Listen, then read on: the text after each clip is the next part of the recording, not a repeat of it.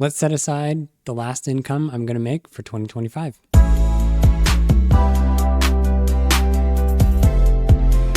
Hello, if you're new here, my name is Justin. I make videos where I go through some aspect of my budgeting process. This week is a paycheck week, so we'll be allocating my regular 9-to-5 paycheck. My ready to assign is a little bit higher than my paycheck, and that's because I also actually today received my second to last education benefit payout, and that was a little over $574. So since I already know what these dollars are going to go towards, and they're going towards just 2 items, I want to, before I allocate the money, kind of go over some changes in my 2026 goals and YNAB really quickly. So let me go ahead and get out of the way. As you can see, I have tracking accounts in YNAB. These are items that I've tracked just kind of on the side. And to be perfectly honest, these are items that I didn't really track very closely because these are things that don't really matter to me in the grand scheme of things, day to day, month to month. But for my 2026 goal of getting a net worth of 100,000, and the fact that I've never tracked my net worth ever before, in order to do that, I need to have all of my dollars, liquid or not, in here so that I can get a good picture of what my net worth is. So this first item, this is my pension. This is my contribution amount. By state law, my industry requires off the top a little over 12% be taken out of every paycheck and put into a pension fund that the state manages. The 31,000, like I said, that's my contribution amount. By state law, my employer also is required to put the same just over 12% in. And just like I thought, it was around $30,000. I also have my 3 retirement accounts. I have an individual brokerage account, a traditional, and a Roth IRA. Nominal amounts, I haven't really contributed to these in over a decade now.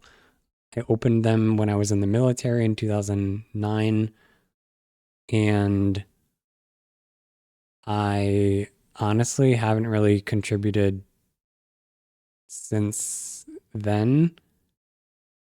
And so, yeah, those are in there. And then I also included the cash value of my vehicle. Some people include this, some people don't.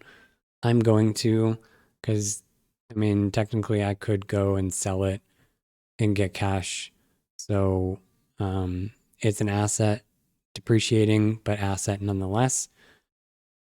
And how I got to this number, I went to Kelley Blue Book, CarMax, and Carvana, and I got cash value offers for my vehicle, and they ranged from $13,500 to $14,500, so I just chose 13 to be on the safe side and make it simple and easy. So with those in there, I already and have for a long time have all of my other cash accounts, like my liquid money in here. So with all of that in here, I can now see that I have just over $58,000 in net worth, which is higher than I thought it would be. I think I was, in my latest video, I think I said somewhere around 50,000. So to be closer to 60, that feels good. The issue with that is now that I know what my net worth is, I'm able to use that to forecast my expenses and income for 2026. And when I did that, I realized very quickly that it was going to be virtually impossible, barring any lottery winnings, which I don't play the lottery, so that's not going to happen. There is a basically 0% chance that I will reach 100,000 net worth in 2026. So that leads me to the changes that I've made in my 2026 goals. I've made two. I have reduced my net worth goal to 75,000 instead of 100. I think based on my projections, 75,000 might not be achieved, but if I don't achieve it, it'll only be by like 1,000 or two, which means there's a possibility that I might barely squeak by 75,000. So 75,000 is my goal now. Like I said, it's slightly attainable, slightly unattainable, but it's much more attainable than 100,000. The other goal that I changed, and this is because I read some of the comments on my latest video about some of the things that I probably should have done when using that random wheel to select the months that I wasn't going to eat out at a restaurant. One of the conditions that I wanted was non-consecutive months. Like I didn't want to not eat out multiple months in a row because that's difficult to do. But unfortunately, that's how the wheel decided. Like there was a 5% chance of that happening just by chance. And of course, it happened to me. So one of the suggestions in the comments was to not only remove the month that was selected, but also the months on either side of it. And so I went back and put the months in the wheel, spun it 3 times, and also removing the, proximal months to the month selected. And that gave me 3 new months, March, May, and December. So instead of July, August, and September, no dining out, I will be not dining out for March, May, and December. So those are the changes I've made to my 2026 goals. Those are the changes I've made to my YNAB. So with that said, let's go ahead and quickly budget the money that I have. So like I said, this is a combination of Paycheck, $19.26 and $574.23 for my GI Bill. The GI Bill is going to be going into my emergency fund. So this emergency fund item has $17.51 left before I'm at 3-month emergency fund coverage. And my goal was to put the remaining GI Bill money in here because that will get me the $17.50 and some change that I need to complete that goal. So $574.23 is going there. When I get my $1,200 payout in a few days, I think it'll be on the 2nd or 3rd of January, that will go in here. That will obviously cap this off, and then the excess I'll put into the 4-month, and I'll start chipping away at the 4, 5, and 6 months next year.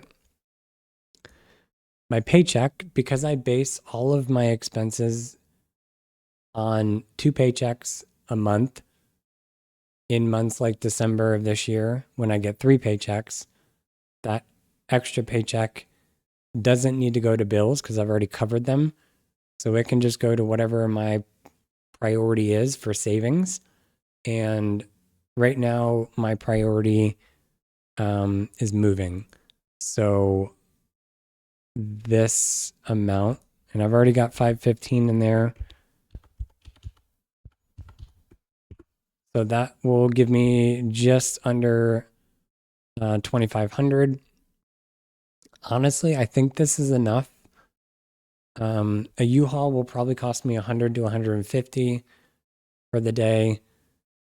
And because I'm a month ahead, my January paychecks will already fund my February rent. In February, early February is when I'm looking to move.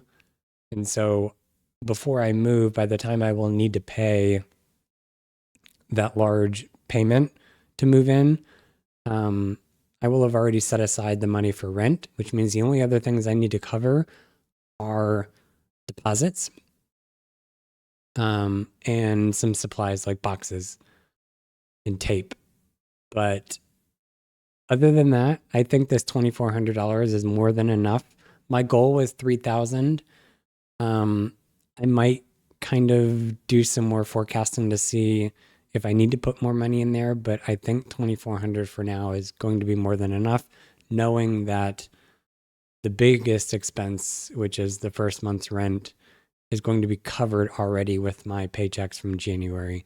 So I'm sad that I'm moving.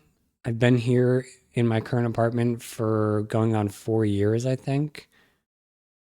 And it's been great, but here lately, like, I'm starting to see the priorities of the management company, and they are nowhere close to making it fair, equitable, and reasonable for me to stay here.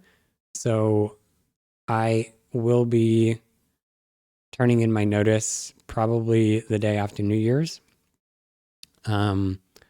The final nail in the coffin was today. I actually got an email from the leasing office saying that they were not going to allow me to move into a 1-bedroom unit. I could only move into a unit bigger than mine, so a 2 or a 3-bedroom unit. The only thing I can think of as to why they would do that is because a 2-bedroom unit now is basically in line with what I'm paying, which means they're not going to lose any money from me. And a 3-bedroom is a little bit more than what I'm paying. So they're making it so that I can't save money to stay here. And so I will go somewhere else and save money. I have 2 apartments that I'm looking at. One of them will save me $200. And the other will save me $500.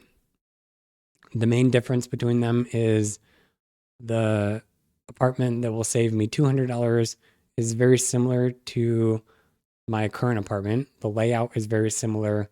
It also has a private backyard.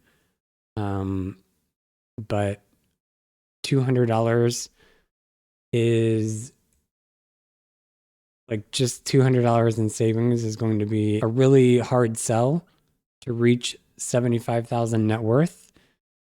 Based on my current projections of income and my expenses at the rent that I would be paying for that place, I would be lucky to get 70,000 in net worth. Whereas if I go to this other place that is $500 cheaper, I'm projected to be around 74,000. If I have any shot of making my $75,000 goal, I kind of have to take the cheaper apartment. Really sucks because there is no private backyard, but it is what it is. So I will leave this video here and I will see you in the next one.